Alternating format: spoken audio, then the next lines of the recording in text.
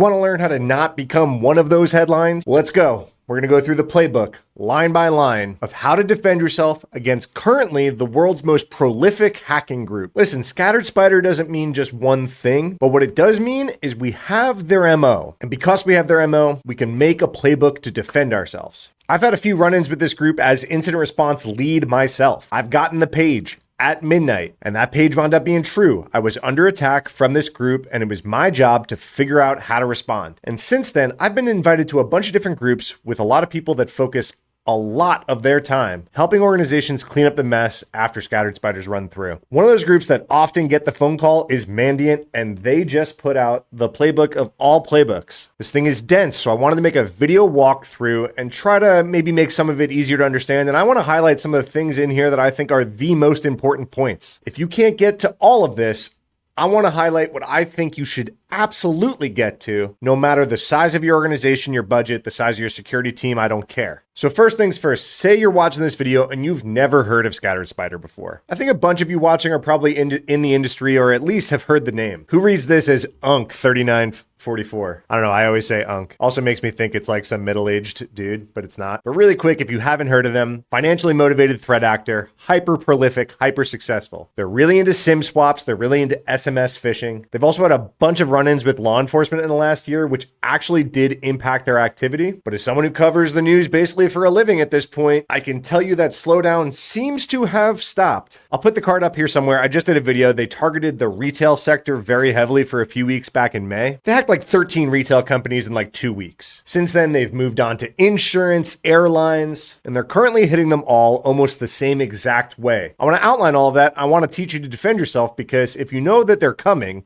because basically they go after an entire industry. And if you're in that industry, you got to run this playbook right now before they wind up at your doorstep. So here right off the bat on this report, you can see what I'm saying. They target sectors. They like to hone in on a sector and then just go hard on it. They did the casinos. Then they did a bunch of tech shops. Then they did Coinbase and some crypto shops. Then they did telecoms. Then they went after gaming. How about some hotels? Like I said, recently retail. And then right after retail, they popped Aflac. And then in the last few weeks, it looks like Hawaiian Airlines, Qantas, and maybe some other airlines are losing data right now. They seem to have a geographic focus on English-speaking companies, and they like to go after medium to large-size organizations to really maximize their impact. All right, here's their life cycle. Let me get my face out of the way. So like I said, they like to do SMS phishing campaigns or phone calls. Right now, this is their MO. They like to call the help desk. We'll get into it. They're really big into SIM swapping. They get a set of creds, and then they go nuts, and they're very fast. These red squares right here generally happen sub an hour, sometimes sub half an hour. Their mission is data exfiltration and generally ransomware. If they can steal a bunch of data, then they'll send you a ransom saying, hey, we're going to release a bunch of the data if you don't pay it. Or they can install ransomware and do the traditional thing of actually encrypting it and demand a ransom to get you access back to it. But again, I want to highlight speed here. It's very important. No matter what we cover in this video in terms of playbook, you have to automate what you can. We're going to break this down into 6 buckets. That's how the report lays it out,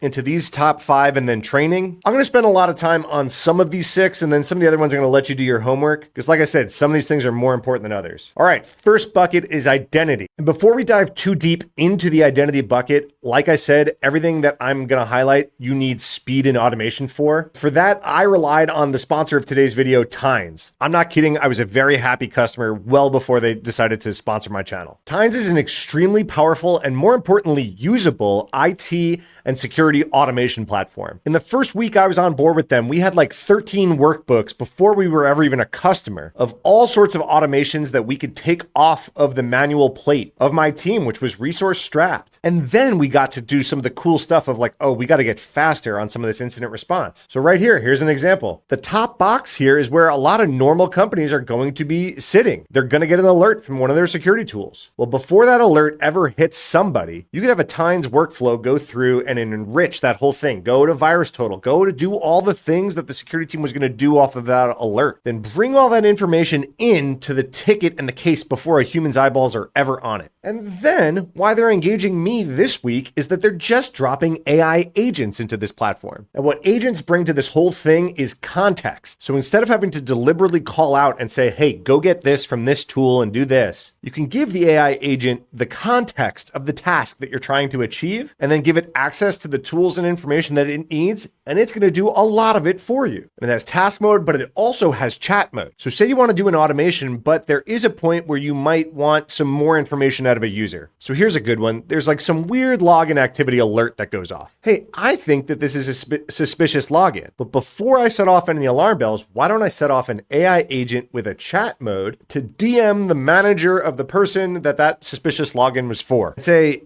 hey, I just noticed Blake logging in from Denmark. Was Blake traveling right now? And in plain English, without having to know anything about the tool, the manager can say, nope, Blake should not be in Denmark right now. And then this AI agent in Tines knows what to do with that sentence.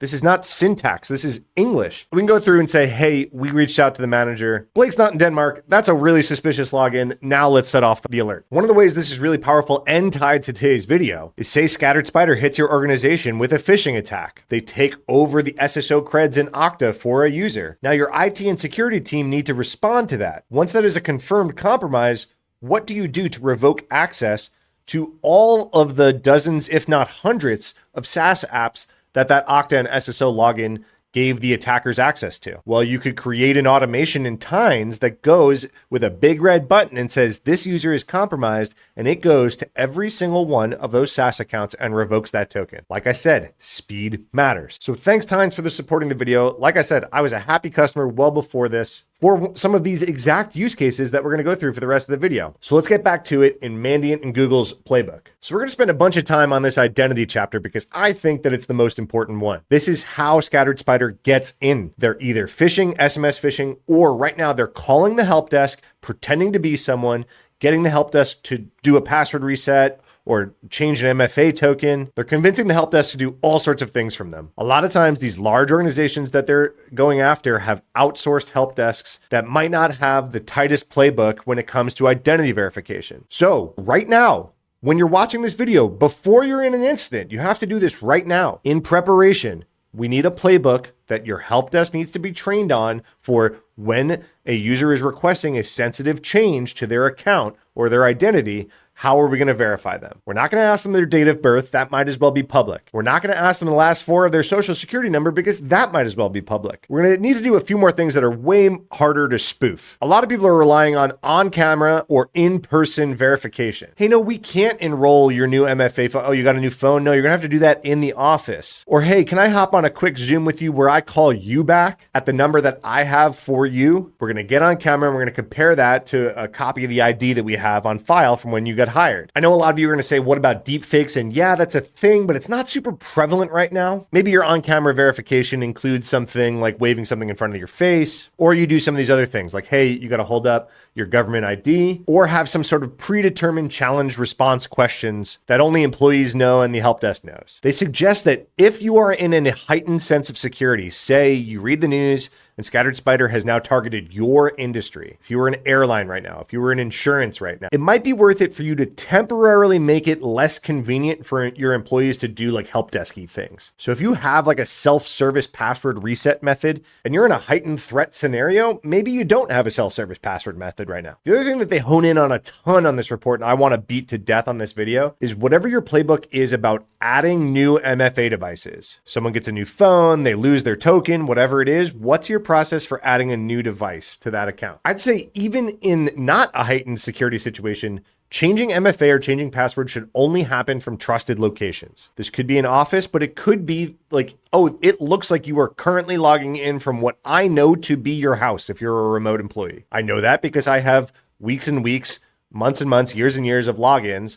You don't have to tie it to a specific IP because I know that changes, but it certainly is in a different country. It certainly is in a different state. It certainly is in a data center. And then if it's a sensitive request coming into the help desk, require a call back. You call the employee on the information that you know that you have about your employee, not them calling you. And if you are currently under attack, if you are in an incident, someone else at the organization was compromised, you are chasing this down, just put a stop to everything. It's worth pissing people off for an afternoon because they can't change their MFA or change their password. That stops this attack going any further. Speaking of authentication and MFA, we need to rely on strong versions of this. That means no SMS. I said this on a short video of mine the other day, and someone was like, hey, can you please tell me why I can't use SMS two-factor auth. Well, here it is. It's SIM swapping. Just like we're working on protecting your help desk right now, the telecoms have really bad help desks. So if you're a Verizon or an AT&T customer or a T-Mobile customer or whatever it is, and these attackers know that, or any attackers know that, what they do is they call the help desk of the telecom pretending to be you. Say they already have your password from a leak or something like that. They're going to call the telecom, pretend to be you, get that telecom to switch your SIM to their device via social engineering. And now they're getting your text message. If they have your password, they're going to get your text two-factor auth. It happens over and over and over again. Or maybe not two-factor auth. Maybe they don't have your password, but maybe this is what your help desk does in order to like proceed with a sensitive request is, hey, we're going to text you to your phone. Well, now the attacker has the text message control of my phone. They don't have the hardware, but they're getting the text because they swapped the SIMs. So what we want to do is tie to trusted hardware as much as possible. So at the very least, use an authenticator app. And the thing that we want to focus on here is phishing resistant MFA. So even those tokens in an authenticator app, a lot of times this threat actor in particular is really good at defeating that. Either they're using something like Evil Engine X and they're mirroring your login page and they're doing MFA pass-throughs where they're collecting the token that the person is typing in. Or if it's like a push two-factor auth to the app like Duo, pops up with like a green check mark to log in, they'll just spam that until the person clicks green. It happens every day. It's called push fatigue if you want to look into it. So these are not phishing resistant. They're good two-factor methods, but a skilled phisher like Scattered Spider has ways around the number that someone could read off of the authenticator app or the push. So to be phishing resistant, we need to tie to the hardware, to the geo, to something. Google's also pushing passkeys pretty heavily here. I haven't seen passkeys like rolled out in mass in corporations yet. So I'm sure there's ways you can stub your toes on passkeys too. But the big one here is FIDO2 security keys. I'm going to include a link in this video. Apparently I'm going to include a link in like every video to buy a YubiKey. This is one of my like number one recommendations when I talk to companies. I do a lot of like advisory work and like fractional CISO work for a bunch of companies, a lot of small ones that don't have security departments. And one of the main things that I say to them is like, hey, if you don't do anything I say, please, for the love of God, spend $50 to $100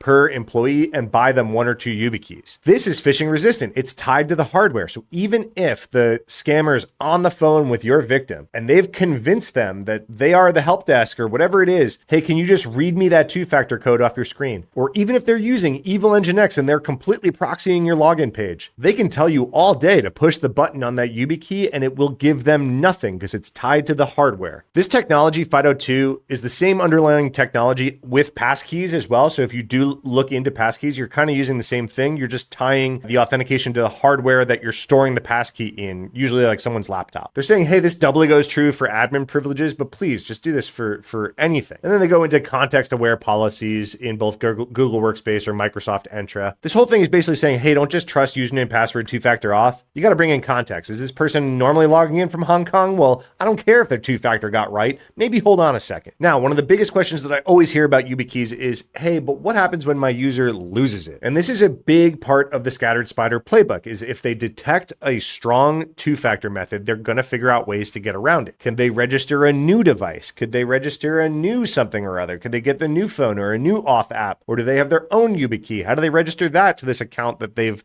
targeted or have access to? So we've covered this already, but obviously if you could do this from trusted IP locations or in office, preferably. If an account is compromised, it is totally okay and actually encouraged. You're going to make it a little inconvenient for this person. They're going to be locked out of their stuff until the incident is closed. And in order to get access again, they're going to need to be at a trusted location. Remote employees obviously make this hard, but you can make a strong playbook here. One of the alerts that you're going to want to detect on is if the same MFA method or phone number is registered across multiple user accounts. This is something that Mandiant sees in their investigation a lot. The next part of the identity section is about admin roles. I'm not going to spend too much time on this one. I think everything I just talked about is probably the most important part of this video. I did want to front load that. But one of the biggest tips here that I like is leveraging just-in-time controls. So if a user needs elevated privileges for whatever they need to do from their normal set of creds, don't just give it to them forever and then that account is just like way bigger of a deal if it gets broken into. Hey, what are you doing? Are you like enrolling a user?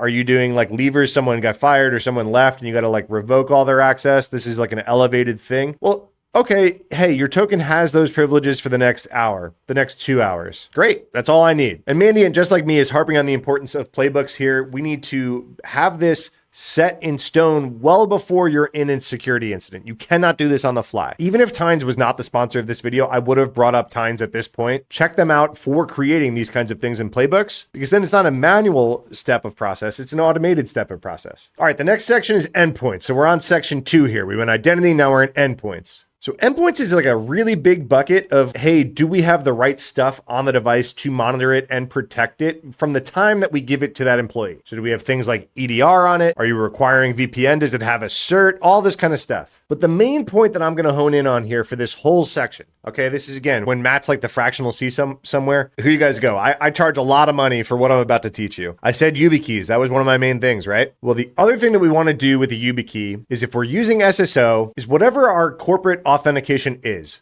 So a lot of times it's SSO, especially if Scattered Spider is targeting you. At that SSO gate, you have a chance to only allow a user who authenticates in if they're on an up-to-date and compliant device. So you can enforce a posture check like it says on the device that's requesting to log in. So say it's got username, password, two-factor auth, YubiKey, whatever it is, great. But say it's running an out-of-date operating system and an out-of-date web browser, or it doesn't have the EDR agent running that you expected it to run. Well, you can still stop it. Just gate it. I don't care that you passed authentication. You are not allowed a token to the SSO and our corporation's dozens or hundreds of SaaS apps and email and infrastructure and everything.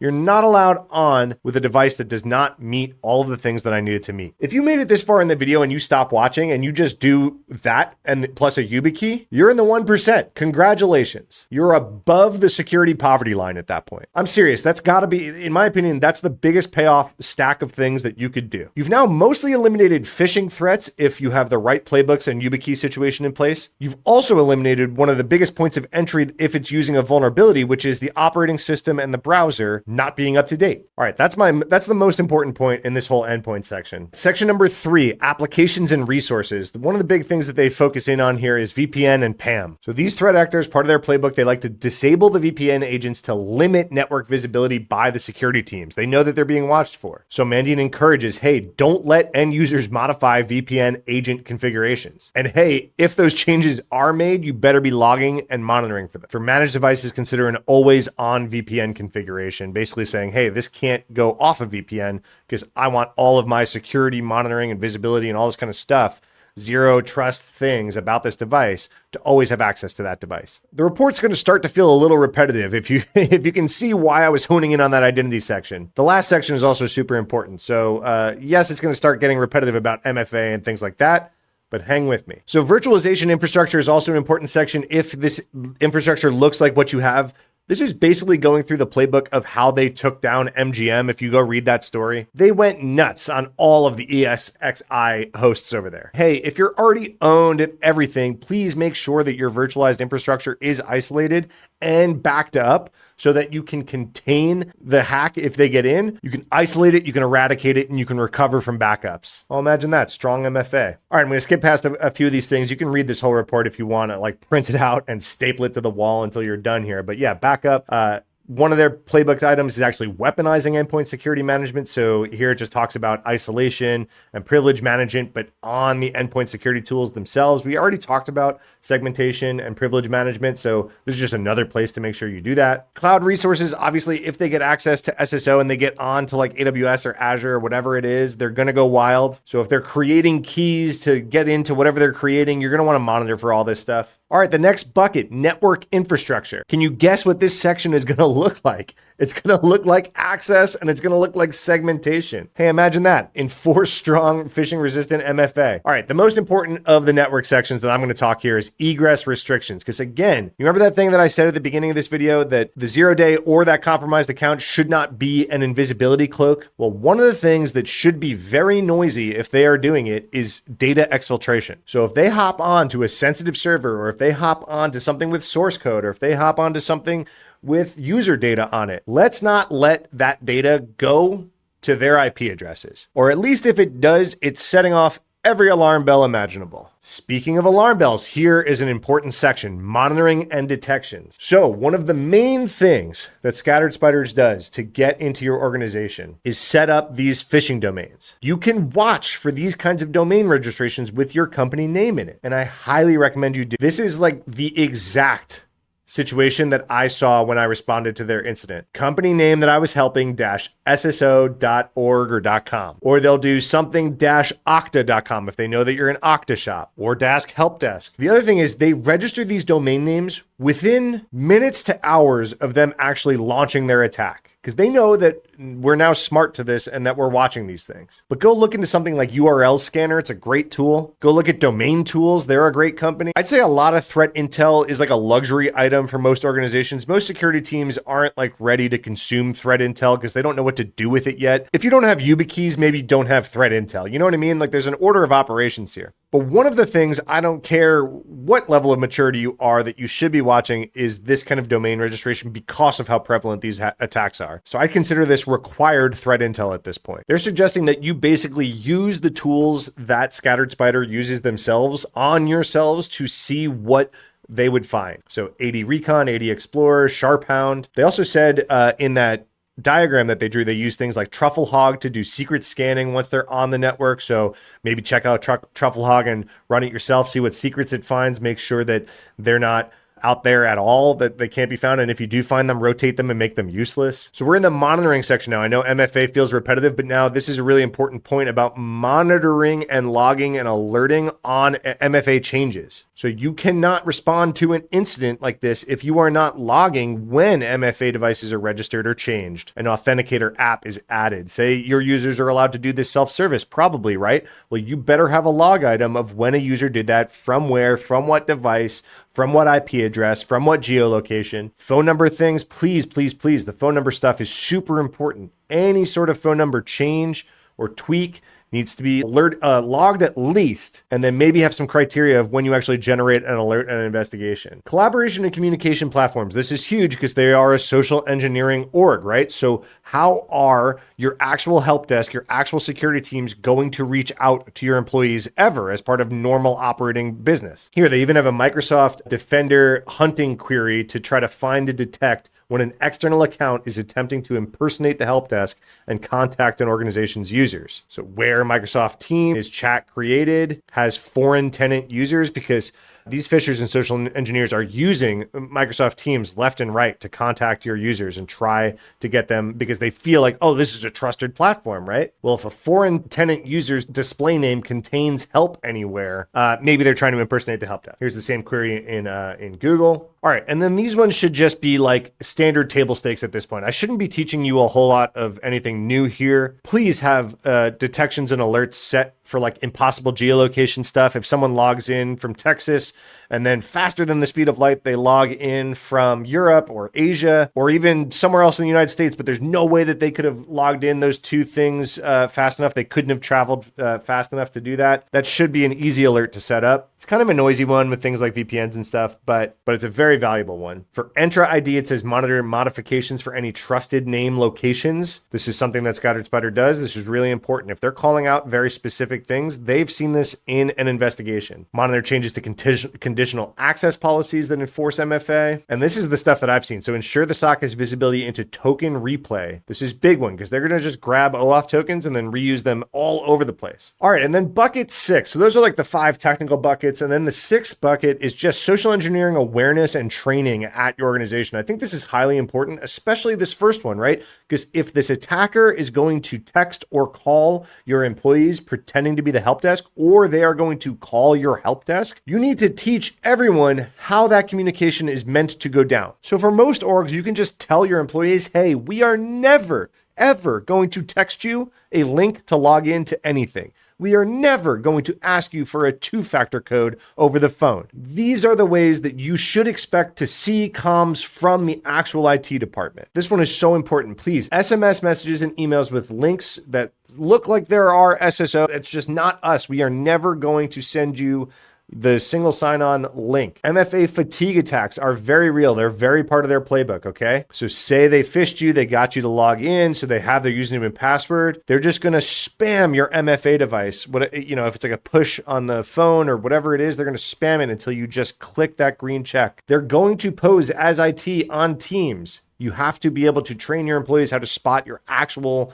IT department on the internal comms tools. They've also seen cases where the threat actor is actually a bit of aggressive and is threatening to dox someone, is threatening something, some sort of harm, reputation harm, physical harm against their target. So they need to make sure that they are supported legally, financially, whatever it is by the organization. All right, this report, I mean, people pay good money for this kind of advice that you just got in this report and on this video. If everyone followed bullet for bullet on this, Mandiant would be out of work, and they're still giving this to you. Please share this around. I mean, yes, I like want my YouTube channel to succeed, but I think this is probably the most useful video that I've made so far. This isn't like, hey, look who got hacked. This is like the playbook, okay? This is the playbook. Are you in incident response? Have you responded to ScatterSpider yourself? If so, what do you think about this report? I think this is really good. What do you think that they left out? Let me know in the comments below. Please share, subscribe if you're not subscribed to the channel. Hit all those YouTube buttons, help the algorithm out. Subscribe to my weekly newsletter while you're down there. Check out Tines because they're awesome for supporting the channel and for doing a lot of this stuff automatically. Share it with your mom. Moms love me. Follow for more cybersecurity news.